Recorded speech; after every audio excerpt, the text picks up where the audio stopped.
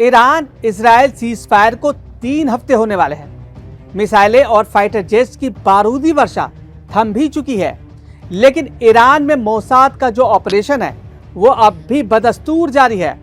Iran के top अधिकारी Mossad agents के टारगेट पर हैं, जिसका सबूत तेहरान में ईरान के supreme leader ayatollah Ali Khamenei के बेहद करीबी अली तैयब की हत्या है।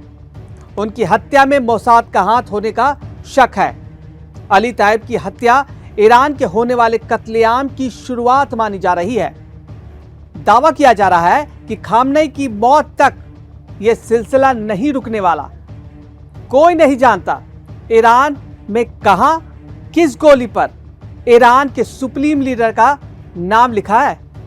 कोई नहीं जानता कब कौन सा ड्रोन ईरानी राष्ट्रपति मसूद पेजेश्कियन की हत्या की वजह बन जाए। खौफ और कयासों की वजह है मोसाद का वो ऑपरेशन जो ईरान में अब भी लगातार जारी है।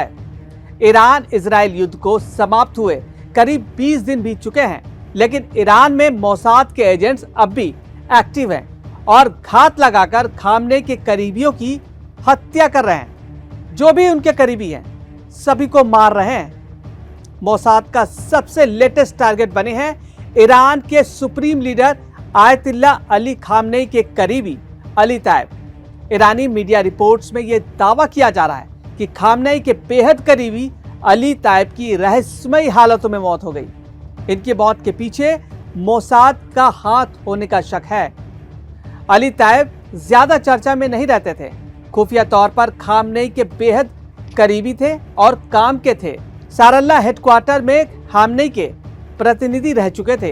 कुछ ईरानी रिपोर्ट्स के मुताबिक उनकी मौत 9 जुलाई को हुई, जबकि इसका खुलासा 12 जुलाई को हुआ, 3 दिन बाद। मोसाद के टारगेट पर ईरान के टॉप लीडर्स दावा किया जा रहा है कि उनकी हत्या तेहरान के चितगर इलाके में मौजूद इसी इमारत में हुई। इमारत के एक अपार्टमेंट में विस्फोट की खबर सामने आई थी, जिसके 72 घंटे बाद ही अली तैयब की मौत का दावा किया जाने लगा। माना जा रहा है कि इस इमारत में विस्फोट के वक्त अली तैयब मौजूद थे। अली तैयब की मौत ईरानी सुप्रीम लीडर के लिए बड़ा झटका माना जा रहा है, क्योंकि उन्हें खामनेई की आंख कान माना जाता था। वो बिना खबरों में रहे खामनेई की हर सीक्रेट को, हर जानकारी खामनेई तक पहुंचाते थे। यही वजह है कि उन्हें आईआरजीसी के सारल्ला हेडक्वार्टर में खामनेई ने काफी लंबे वक्त तक अपने प्रतिनिधि की भूमिका में रखा। सारल्ला आईआरजीसी का एक बेहद अहम मुख्यालय है। यहां विरोध प्रदर्शनों को कुचलने का काम होता है।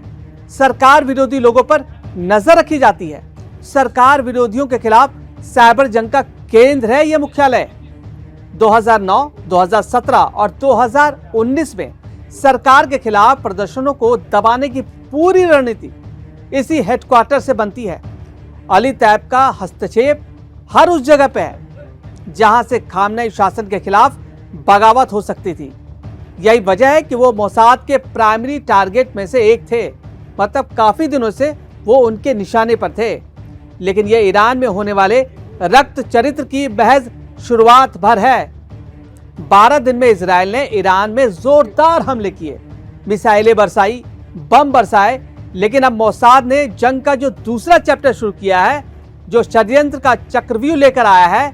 माना जा रहा है कि मोसाद के टारगेट पर ईरान के टॉप लीडर्स हैं। सुप्रीम लीडर आयतुल्ला खामनेई, राष्ट्रपति मसूद पेजेश्कियन, खामनेई का बेटा मुज्तबा खामनेई, ईरान के सीडीएस अब्दुल रहीम मोसावी, खामनेई के सलाहकार अली शमखानी इजरायली खुफिया एजेंसी के टारगेट बन सकते हैं। दरअसल मोसाद ईरान में एक बड़ा जाल बना चुका है, जिसका ट्रेलर 12 दिन के युद्ध की शुरुआत में ही देखने को मिला था, जब मोसाद ने आईडीएफ की स्ट्राइक के दौरान ईरान के डिफेंस सिस्टम और बैलिस्टिक मिसाइल लॉन्चर्स को पूरी तरह से नष्ट कर दिया था। साथ ही ईरान के मिलिट्री ठिकानों पर भी ईरानी जमीन से ही बड़े ड्रोन हमले किए थे।